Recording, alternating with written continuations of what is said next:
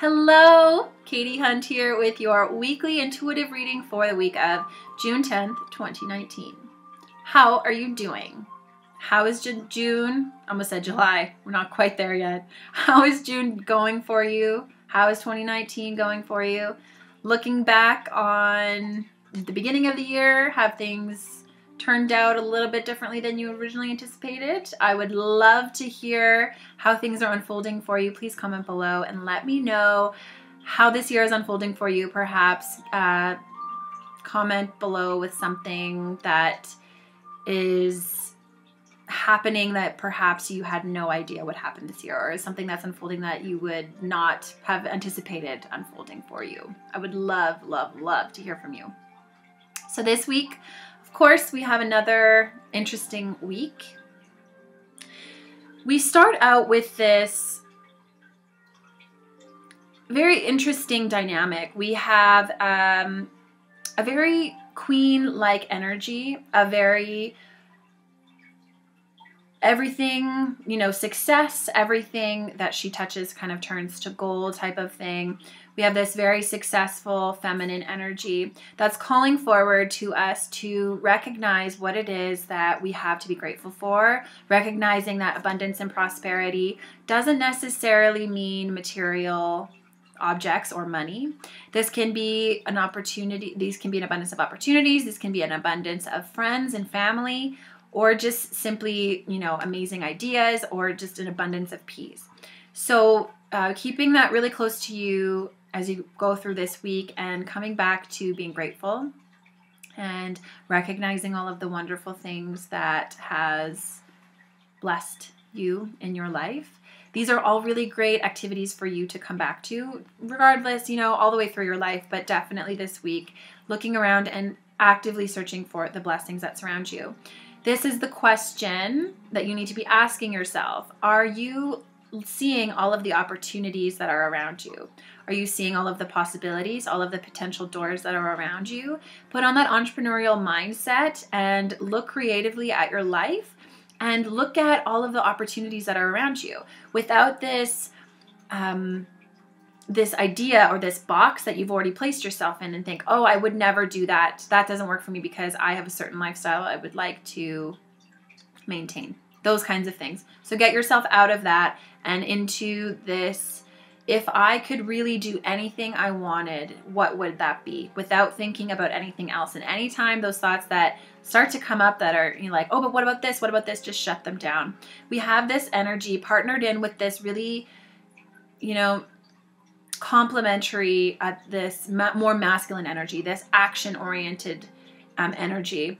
The first feminine energy is much of the sitting back and reflecting, but it is partnered with this glorious, logical, action-oriented masculine energy. So these two things together can really help be an entrepreneur's dream. You have the ideas and the passion and this confidence that can help you, open up your mind and see the possibilities that are around you.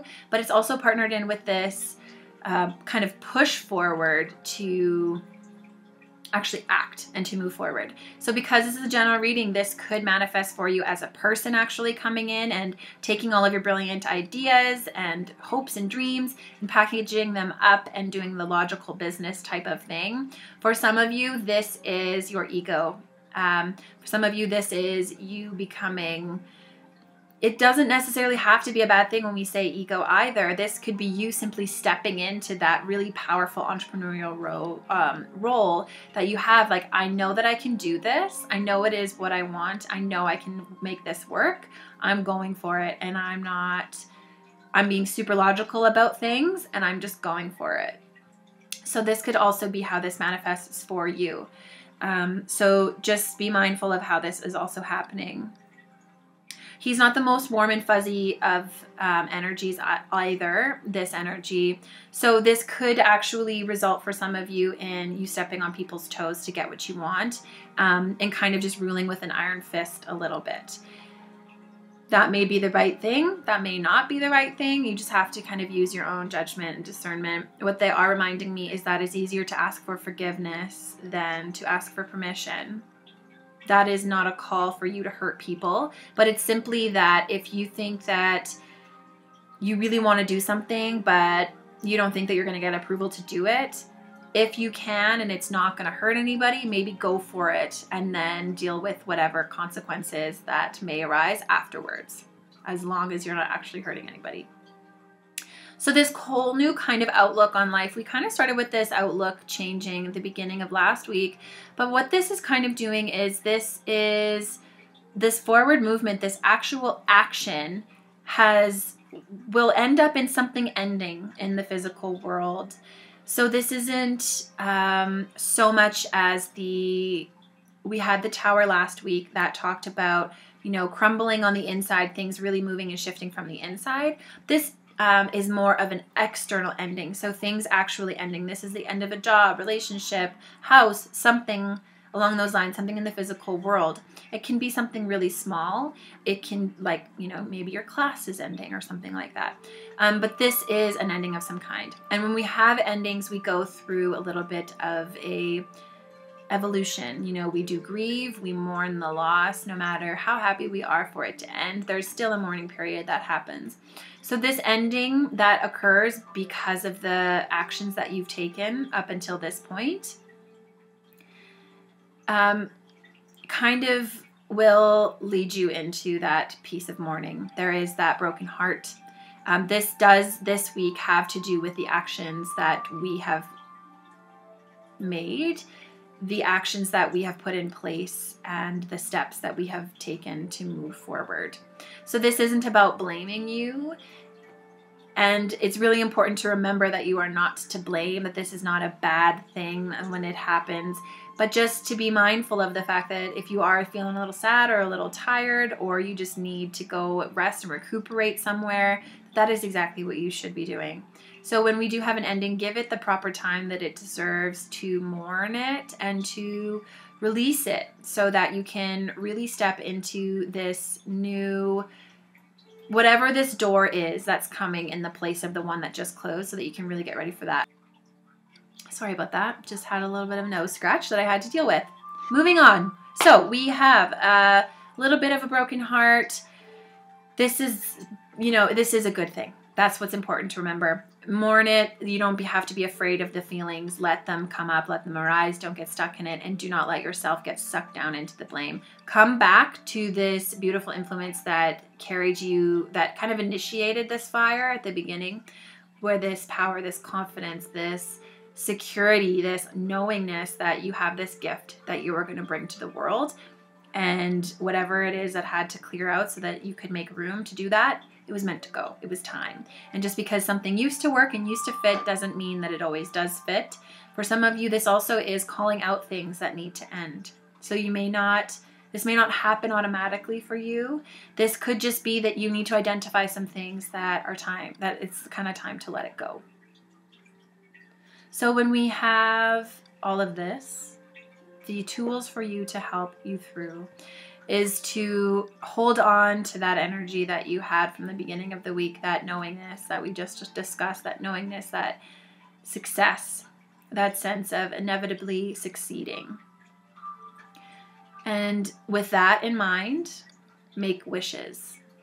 So be vocal about what it is you want. Write it down, tell a friend, tell everybody, tell people what it is that you want to do, and begin to speak about it and talk about it and notice those feelings that come up when you talk about it. If it's that imposter syndrome that comes up, if it's that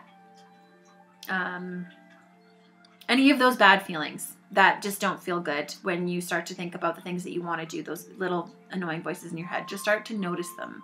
And if you can start to notice them, then you can start to combat them and counteract them by correcting them and saying, yes, I can't do that. Thank you. I don't need that thought. That is not a real thought. Thoughts don't have any power unless we give them emotion. So if you can remove the emotion from it, then it's just simply a thought that can just float away like a cloud. So make a wish, talk to people about what it is that you want, write down your dreams, and then dream bigger. Like, go all in. What it is, if you could snap your fingers and have anything you've ever wanted, what would that be? And no holds barred, just let it all out. The next thing that I want you to keep in mind is to be of service. Especially when we're going through a lot, it starts to almost feel good after a while. And we like to just kind of sit there in the misery a little bit longer. And that's not going to get you anywhere. Like we've discussed in the past, you cannot find organization in the clutter. You cannot find your answers in all of the stress. You can't find your peace in the stress. So it's time to not, get sucked down to the levels that you used to get sucked down into when you have these bad emotions. You used to do it that way. You don't have to do it anymore. This could be the thing that's ending, is the way that you would step into this, the way that you used to deal with your emotions. That can end. You can use them as a teacher, as a tool. Feel what needs to happen, but don't allow them to come in and take over you and really pull you down.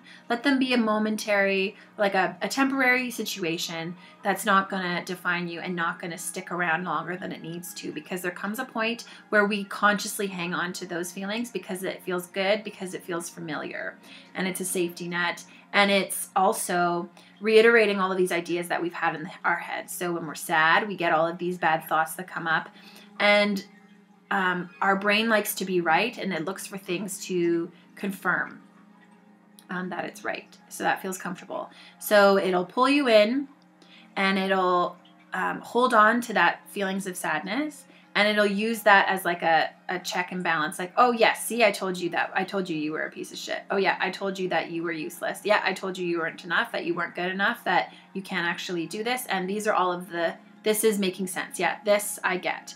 So really, really try to let that go.